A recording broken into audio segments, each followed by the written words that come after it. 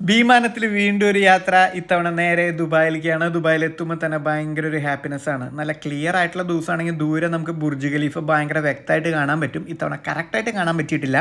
Airport ടാക്സിയിൽ പുറത്തേക്ക് പോകാമെന്നാണ് ഞാൻ വിചാരിച്ചത്. എനിക്ക് വന്ന ടാക്സി എൻ്റെ പൊന്നടാവേ ടെസ്ല.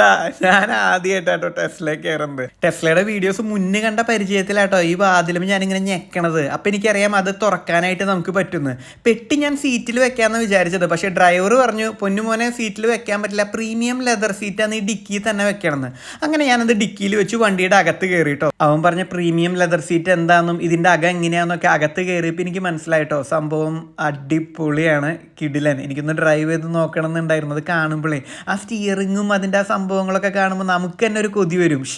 അതൊന്ന് ഓടിച്ചാൽ കൊള്ളാലോ എന്നുള്ളത്. സ്ക്രീനിൽ കുറച്ചു നേരം ഞാൻ നോക്കിയിരുന്നുള്ളൂ. പിന്നെ എൻ്റെ ശ്രദ്ധ ഫുള്ള് പോയത് താഴെയുള്ള മീറ്ററിലാട്ടോ. ഇവിടെ മീറ്റർ പടാന്ന് പറഞ്ഞാണ് ഓടാം. മിനിമം ചാർജ് തന്നെ 20 ദിറംസ് ആയിരുന്നു കേട്ടോ. വീഡിയോയിൽ നീ എന്തിനാടാ ഒരുപാട് ചിരിക്കണമെന്ന് ചോദിച്ചാൽ കുറേ കമൻറ്റ് വരുന്നുണ്ട്. അപ്പോൾ അവർക്ക് വേണ്ടി ഞാൻ കുറച്ച് ഗൗരവത്തിലിരിക്കാമെന്ന് വിചാരിച്ചിരിക്കുകയാണ്. അങ്ങനെ ടെസ്ല യാത്രയൊക്കെ കഴിഞ്ഞു. പിന്നെ എനിക്ക് മെട്രോ കയറണമായിരുന്നു. അങ്ങനെ ഞാൻ മെട്രോ ടിക്കറ്റ് എടുത്തു. 6 ദിറംസ് ആയിരുന്നു ഈ ടിക്കറ്റിൻ്റെ വില എന്ന് പറയുന്നത്. എനിക്ക് യൂണിയൻ മെട്രോ സ്റ്റേഷനിലേക്കായിരുന്നു പോകേണ്ടിയിരുന്നത്. മെട്രോയുടെ അടുത്ത് നമ്മൾ ആൾക്കാരുടെ വീഡിയോ ഒന്നും എടുക്കാൻ പാടില്ല. അത് കാരണം ഞാൻ എടുത്തത് മുഴുവൻ എൻ്റെ വീഡിയോസ് മാത്രമായിരുന്നു. അങ്ങനെ അവസാനം യൂണിയൻ മെട്രോ സ്റ്റേഷനിൽ എത്തി. ഇനി ഇവിടെ നിന്ന് ഞാൻ താമസിക്കുന്ന ഹോട്ടലിലേക്ക് പോകണം. ദുബായിൽ തന്നെ ഏറ്റവും ചീപ്പസ്റ്റ് ഹോട്ടലിലേക്കാണ് ഞാനിന്ന് പോകാൻ പോകുന്നത്. ഒരുപാട് ഗുദാമ് പിടിച്ച വഴികളിലൂടെ നടന്ന് കിടന്ന് അവസാനം ഞാൻ എൻ്റെ ഹോട്ടലിൽ എത്തിയിരിക്കുകയാണ് ഗൈസ്. ബാക്കി നാളെ.